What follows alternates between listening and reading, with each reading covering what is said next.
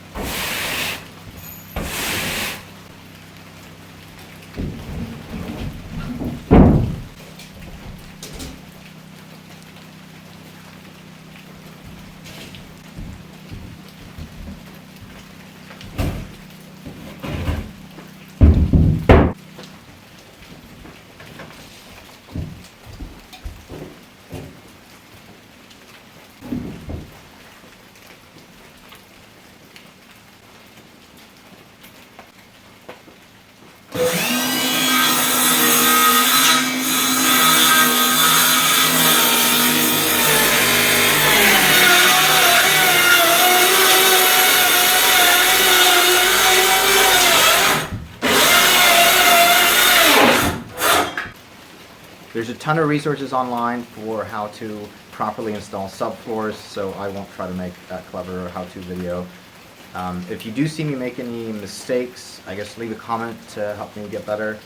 And yeah, I will say that there's apparently a bit of a holy war between people that like nailing down their subfloors and people that like screwing them down. It would probably be a lot faster for me to nail it in with the nail gun, but there's something really serene about sitting on the floor and screwing it in a little bit at a time. It's very relaxing, and you know, it's rainy, whatever. It seems nice, so I'm doing that. And I'm using this PL400 subfloor glue. That is one thing I learned from building the tiny cabin. Gluing the floor in makes it less squeaky and makes the whole kind of plane hold together. It makes it a stronger, more rigid plane, which helps kind of the whole structure.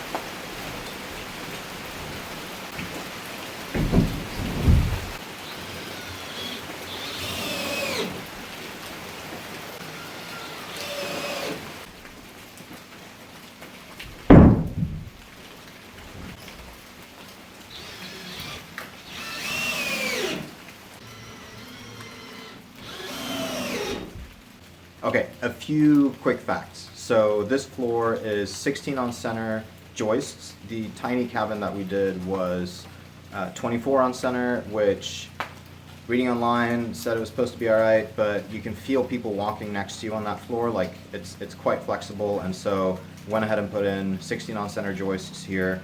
The OSB is it's like 19-30 seconds, and yeah, other than that, it's just glued and screwed in. Screws are 6 inches on center all the way around the perimeter, and then 12 inches on center along the joists, and it seems to come out pretty freaking stable.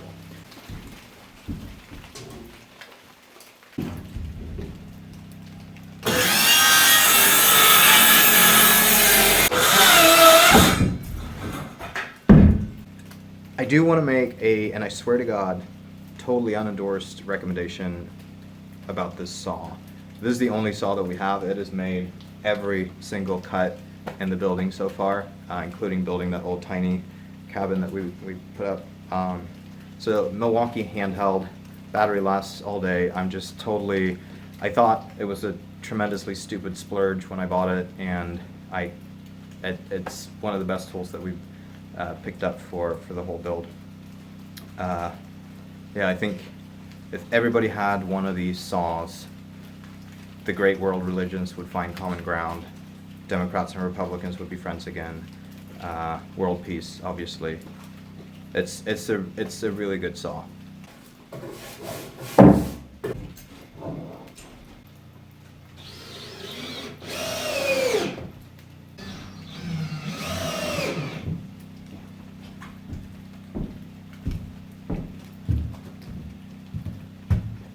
And that's it.